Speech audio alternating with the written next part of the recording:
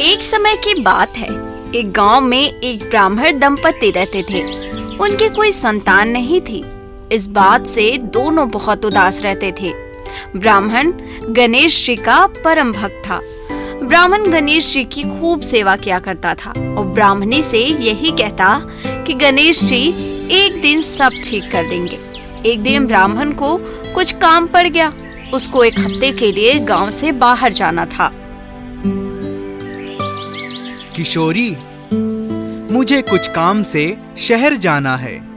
वहाँ एक हफ्ता लग ही जाएगा, तो एक हफ्ते तक तुमको भगवान गणेश जी की सेवा पूजा करनी है। पर मुझे तो कुछ पता ही नहीं है कि गणेश जी की सेवा कैसे होती है।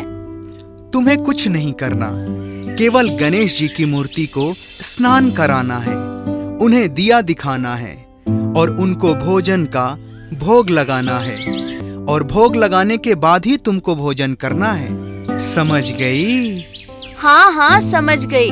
आप निश्चिंत होकर शहर जाइए। मैं गणेश जी की अच्छे से सेवा करूंगी। ठीक है, मैं चलता हूँ। अपना ध्यान रखना। इसके बाद ब्राह्मण वहाँ से चला जाता है। अगली सुबह ब्राह्मणी गणेश जी की मूर्ति को स्नान आदि कराकर भोजन के थाल सजाकर गणेश जी के आगे रख देती है। देखिए गणेश महाराज, आज मैं घर में अकेली हूँ और आज मुझे बहुत से काम भी हैं, तो मैंने आपके आगे भोजन रख दिया है। आप आकर भोग लगा लीजिए, तब तक अपना सारा काम पूरा कर लूंगी मैं। ब्राह्मणी के मन में ये छवि थी कि गणेश जी प्रकट होकर भोजन करेंगे, जैसे हम मनुष्य करते हैं। ब्राह्मणी अपने घर के कार्यों में लग जाती है। कार्य खत्म करने के बाद वो फिर से मूर्ति के पास आती है और देखती है कि भोजन की थाली वैसी की वैसी ही रखी है।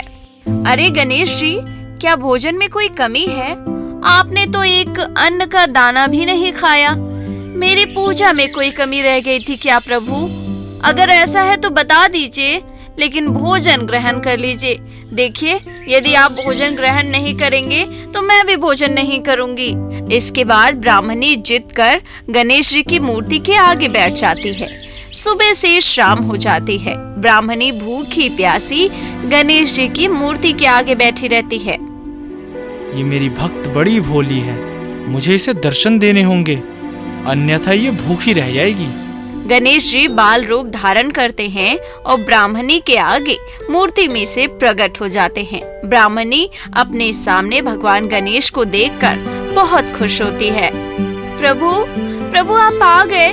मैंने कितनी प्रतीक्षा की आपकी। अब मैं आपको अपने हाथों से खिलाऊंगी।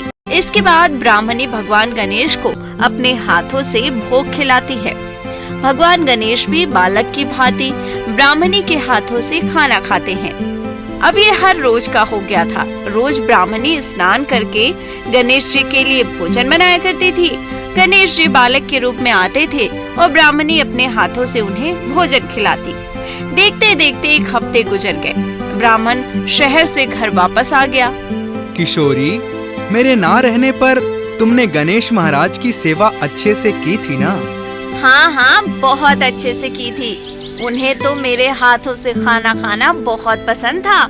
उन्हें मैं प्रतिदिन अपने हाथों से भोजन कराती थी और वो सारा भोजन खा जाते थे।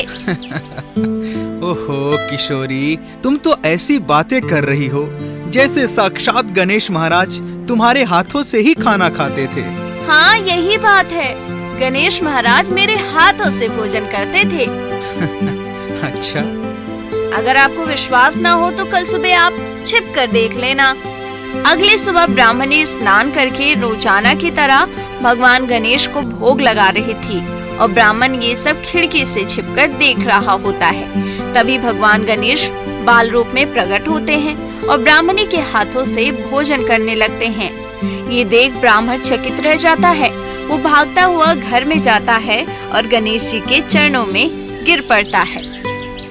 प्रभु, आप साक्षात मेरे घर पधारे हो। मेरी पत्नी के हाथों से भोजन ग्रहण कर रहे हो। प्रभु, मैं धन्य हो गया। आपके पधारने से मेरा घर स्वर्ग हो गया। प्रभु, मैंने आपकी इतने सालों से सेवा की, लेकिन आपने ये सौभाग्य मुझे क्यों नहीं प्रदान किया? मेरे से कोई गलती हो गई थी क्या? उठो रघुनंदन, तुमने मेरी सेवा बहुत की है, लेकिन कभी तुमने मुझे भावपूर्वक नहीं पुकारा।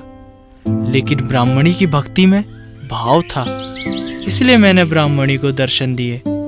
और तुम्हें भी। मुझे पता था कि तुम पीछे छिपकर देख रहे हो। हे ब्राह्मण, मैं तुम्हें आशीर्वाद देता हूँ कि बहुत जल्द तुम्हारे घर में एक बालक का जन्म होगा और तुम्हारे जीवन में कभी धन धान्य की कमी नहीं होगी। तुम सदा खुश रहोगे, यह मेरा आशीर्वाद है। ये देखकर गणेश जी अदृश्य हो जाते हैं। गणेश जी के आशीर्वाद से ब्राह्मण के घर एक बालक का जन्म होता है और उनका घर धन्य धान्य से संपन्न हो जाता है।